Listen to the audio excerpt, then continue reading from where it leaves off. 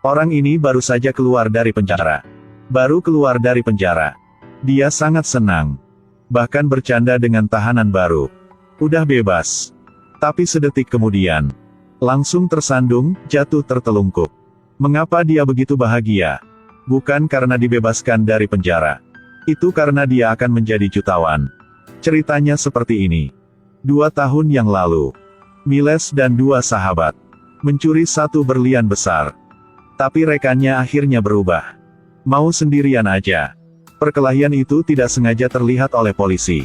Dalam kondisi tidak baik, Miles menyembunyikan berlian.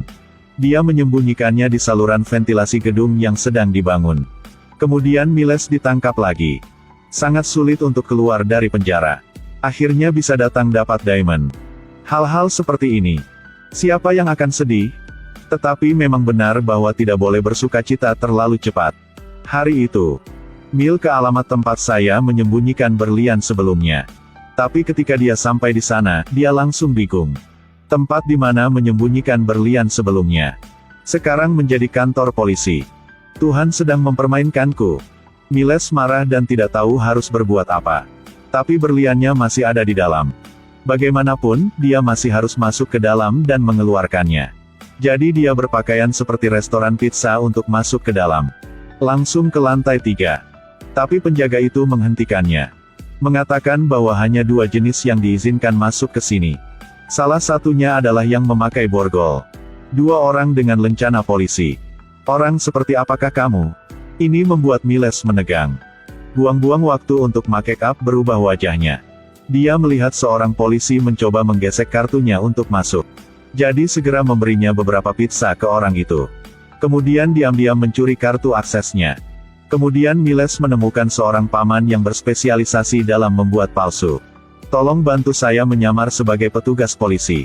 Miles mencoba meniru gerakan dan kata-kata polisi di film. Mil sudah siap. Dia dengan bangga berjalan ke kantor polisi dengan tas kerjanya.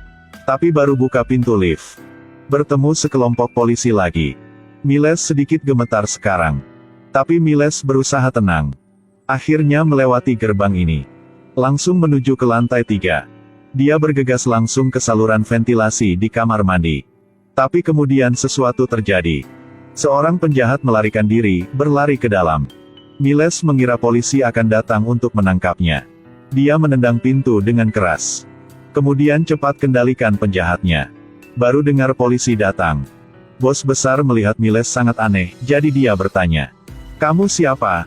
Kenapa kamu terlihat sangat aneh? Miles mengeluarkan lencana polisinya dan berkata. Saya baru saja tiba. Semoga bisa diajar. Baru sampai, sudah bantu yang lain.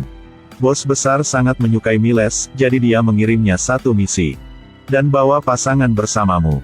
2 orang tiba di tempat kejadian. Pemiliknya mengatakan dia kehilangan banyak roda. Tapi Miles dengan cepat melihat petunjuknya. Dia pergi ke truk untuk menemukan roda yang hilang di luar. Kemudian hal yang tidak terduga terjadi. Ini adalah orang yang sangat licik. Untuk menemukan berlian yang disembunyikan di kantor polisi. Baru keluar dari penjara dan langsung pergi. Dia menyamar sebagai petugas polisi. Bahkan menerima cinta dari bos besar. Baru saja memecahkan kasus pencurian roda. Dia berwujud polisi yang menyetir seperti pesawat, tidak takut sama sekali. Kemudian masuk ke supermarket untuk membeli sebotol air. Tapi kebetulan melihat perampokan.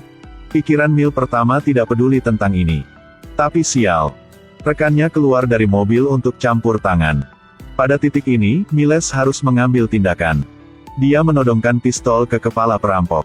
Tapi ketika bandit itu berbalik. OMG. Bertemu kawan. Ternyata dia adalah mantan rekan Miles. Miles diam-diam memberi kesempatan pada teman-temannya untuk kabur. Dalam kepanikan, dia menemui jalan buntu. Dia bahkan hampir mengungkapkan identitas Miles. Agar tidak terekspos. Miles melepas mantelnya. Dengan bangga berlari keluar untuk bernegosiasi dengan bandit. Setelah beberapa saat negosiasi. Rekan yang sangat bersemangat. Setelah semua itu. Dia sekarang menjadi penggemar setia Miles. Bos besar bahkan mempromosikan Miles menjadi pemimpin tim proyek-proyek. Tapi semua ini tidak masalah bagi Miles. Menemukan berlian baru itu penting. Setiap kali Miles masuk ke saluran ventilasi, sulit untuk menemukan di mana berlian itu berada. Tapi hanya rekaman itu yang bisa dilihat. Miles tidak menyerah. Dia pikir segala cara untuk menemukan berlian lagi. Untungnya, Tuhan tidak mengecewakan orang. Miles menemukan berliannya. Itu ada di saluran ventilasi ruang bukti. Tapi ketika Miles hendak masuk, sesuatu terjadi. Bos besar tiba-tiba memanggil dia. Dia mengatakan ada kasus yang membutuhkannya. Miles mencoba menolak tetapi pada akhirnya dia harus menerima. Dia dan rekan-rekannya pergi ke tempat kejadian. Tapi orang-orang FBI memandang rendah mereka. Bahkan tidak menyentuh bukti, menyuruh mereka minggir. Dalam perjalanan pulang, Miles berpikir sekaligus kesal. Dia menggunakan pengalamannya untuk berspekulasi. Ini jelas bukan kasus penyelundupan artefak sederhana. Pasti akan ada kesepakatan yang lebih besar di belakang. Mungkin adalah kokain. Dia sebelumnya adalah seorang pencuri terkenal. Sekarang menjadi polisi yang hebat lagi. Berdasarkan pengalaman perampokan selama bertahun-tahun. Memecahkan banyak kasus besar. Menjadi inspektur yang luar biasa. Tapi dia bertemu orang-orang jahat ini. Tidak melihat kekuatannya yang sebenarnya. Miles sekarang menunjukkan bakatnya dalam memecahkan kejahatan. Untuk menegaskan diri sendiri. Dia mengatakan bahwa setelah kesepakatan barang antik ini bisa menjadi kesepakatan narkoba. Biarkan kolega memberitahu dukungan di atas. Ikuti mobil di bawah ini. Tentu saja di dalam mobil. Mereka menangkap penyelundup narkoba. Mereka juga menyita sejumlah besar obat-obatan. Miles memanjat tumpukan narkoba untuk menemukan di saluran ventilasi. Akhirnya dapat berlian. Tapi hal buruk terjadi lagi. Tidak tahu suara siapa yang membuat Miles kaget. Berlian jatuh di dalam tumpukan narkoba. Pada titik ini, bos besar menyuruh FBI untuk datang dan mengambil narkoba ini. Tapi bagaimana Miles bisa setuju?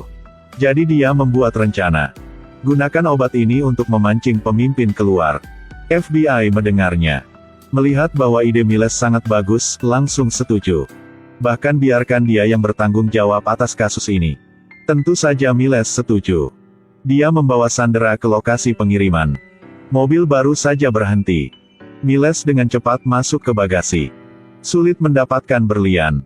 Tapi sekarang nama rekan lama itu datang dengan tergesa-gesa. Mencuri berlian.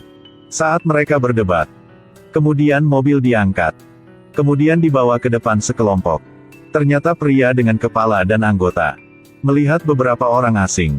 Bos sangat berhati-hati. Untuk membuktikan identitas Miles. Bos memberinya pistol dan menyuruhnya menembak teman lamanya. Sementara Miles mengangkat senjatanya. Polisi datang untuk menutupi semuanya. Berhasil menangkap bos. Teman itu mengambil kesempatan untuk kabur. Miles segera mengejarnya.